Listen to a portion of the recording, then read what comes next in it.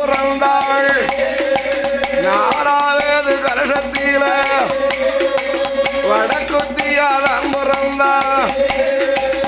ஐந்தாவது கலசத்தில அக்கினி மாரியம்மா தான் பிறந்தா. ஆறாவது கலசத்தில சந்தன மாறி தான் பிறந்தா.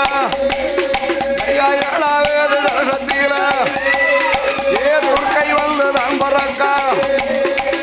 எட்டாவது கலசத்தில உச்சினி மகாணி தான் பிறக்க. எங்க அம்மையான முத்தாரம்மா கையாண்ட காளி 8 பேர்